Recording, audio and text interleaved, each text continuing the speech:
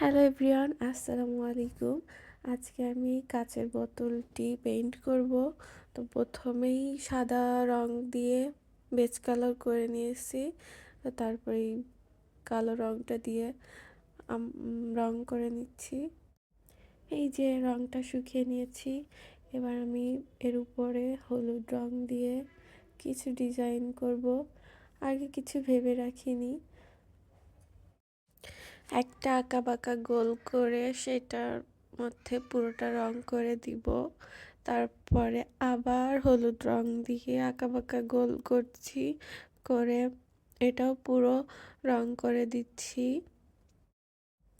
এই রংটা শেষ হয়ে গেলে তারপরে নীল রং দিয়ে আবার একটা গোল করে তার মধ্যে পুরোটা রং করে নিব। নীলটা পুরোটা রং করে নিচ্ছি, কিছু ফিনিশিং দিয়ে নিই। এবার রংটা একটু ভেতরে বেশি হয়ে গেছিলো, এগুলো শুকায় নিয়ে তারপর আবার একটা নীল রঙের গোল আঁকাবাঁকা গোল করে তার মধ্যে পুরোটা রং করে নিয়েছি। এই যে এটাও কিছুটা কমপ্লিট। তারপরে পিঙ্ক কালার নিব। পিঙ্ক কালার নিয়ে গোল করে পুরোটার মধ্যে রং করে নিচ্ছি। এই যে এটা প্রায় কমপ্লিট।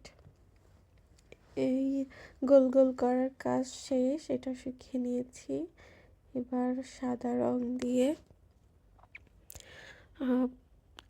আঁকাবাঁকা করে গাছের পাতার শেপে কিছুটা আঁকার চেষ্টা করছি, যদিও ভালো হয়নি। তারপর যতটুকু পারছি চেষ্টা করছি। এই যে একটা পাতা আঁকানো শেষ, তারপর আরেকটা ডাল আঁকাবো। এটা একটু বেশি বাঁকা হয়ে গেছে। তারপরে এটার পাতাগুলো আঁকিয়ে নিচ্ছি প্রথমে।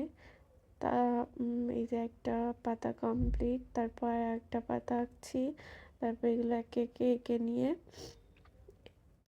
এটার ফাইনাল লুকটা খুবই সুন্দর লাগছিল। যদিও আমি খুব বেশি ভালো পেইন্টিং করতে পারি না, তারপরেও যতটুকু করছি নিজের জিনিস করার আনন্দটাই কিন্তু অন্যরকম।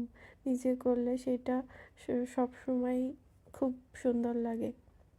এবার পাতার মধ্যে সাদা রঙগুলো করে নিয়েছি। পাতাটা সাদা করার কারণ কালোর উপরে সাদা রংটা ছাড়া অন্য রংটা তেমন ভালো মানাতো না। এই যে এটা কমপ্লিট, এটা ফাইনাল লুক।